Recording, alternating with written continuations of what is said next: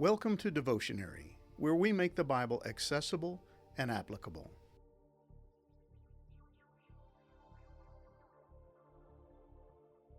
God doesn't make idle threats. Whatever He says, He does. When He makes a promise, He keeps it. When He issues a threat, He follows through with it. And in Deuteronomy chapter 32, verses 39 through 47, God lets His people know that they can believe all that He has said to them. They were to take His words seriously and memorize them carefully, teaching them to their children and grandchildren. As Moses continues to prepare the people of God for their entrance into the land of Canaan, he reminds them that the words of the song God had given them is to be remembered and sung for generations. It's to stand in judgment of them, a constant reminder of God's call to faithfulness and their failure to heed that call. More than just a song, it is to be an everlasting memorial set to music, a reminder of who God is and all that He has called them to do.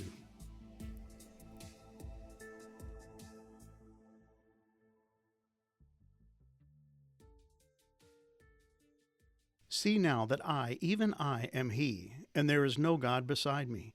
I kill and I make alive, I wound and I heal, and there is none that can deliver out of my hand.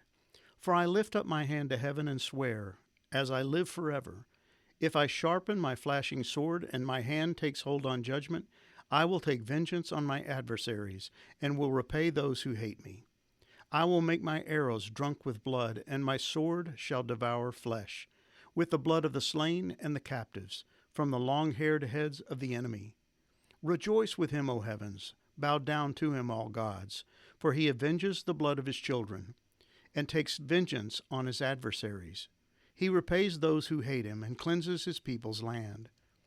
Moses came and recited all the words of this song in the hearing of the people, he and Joshua the son of Nun. And when Moses had finished speaking all these words to all Israel, he said to them, Take to heart all the words by which I am warning you today, that you may command them to your children, that they may be careful to do all the words of this law. For it is no empty word for you, but your very life. And by this word you shall live long in the land that you are going over the Jordan to possess. Deuteronomy 32, verses 39 through 47.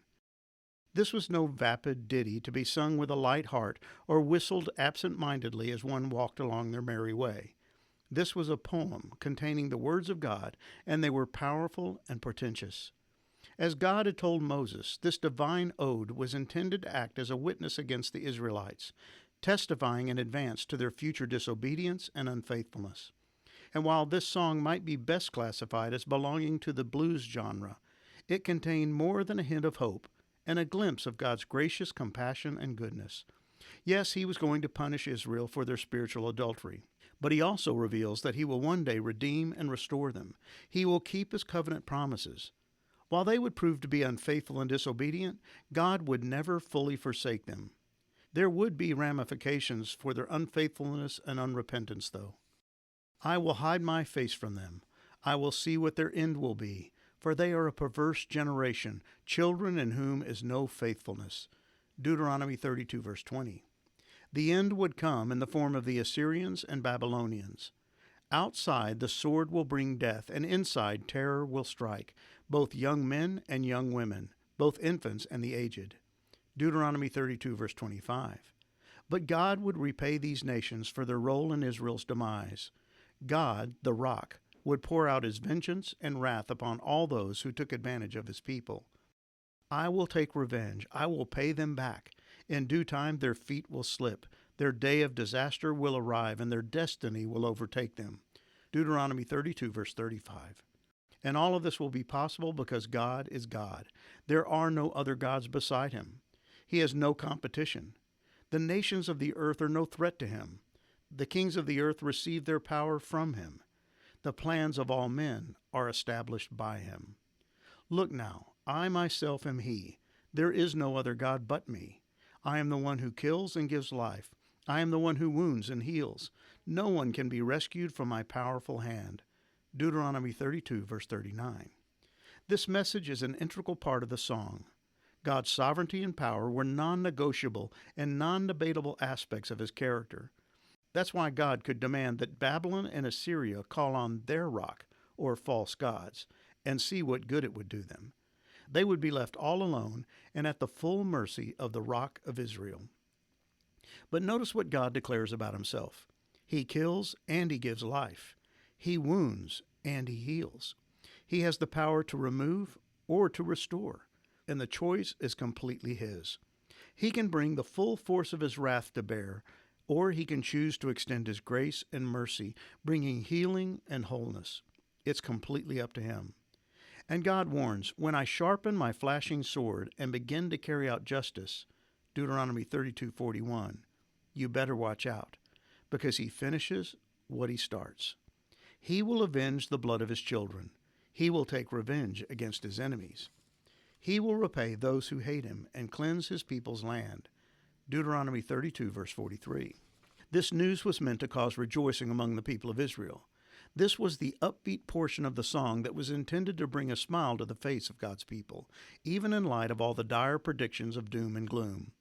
While the message of this poem contains ample cause for sadness, it also provided a reason for rejoicing. God wins.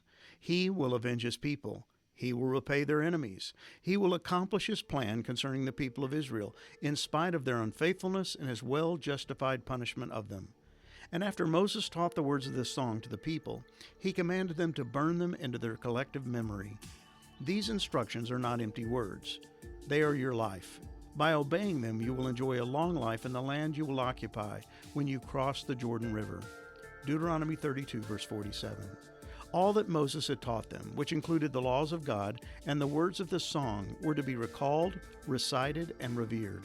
From the promise of blessings and the warning of curses to the assurance of his presence and the threat of his abandonment, all of these matters were to be passed down from generation to generation. They were to remember the ways and the words of God. They were to teach them to their children, and more importantly, they were to obey them. The promised land lay before them, but so did the decision to either obey or disobey God. They had been warned what would happen if they disobeyed. They had even been told that they would disobey. But God assured them that his will would be done, with or without them. His redemptive plan would be accomplished in spite of them, not because of them. Why? Because he alone is God. Look now, I myself am he. There is no other God but me. Deuteronomy 32, verse 39.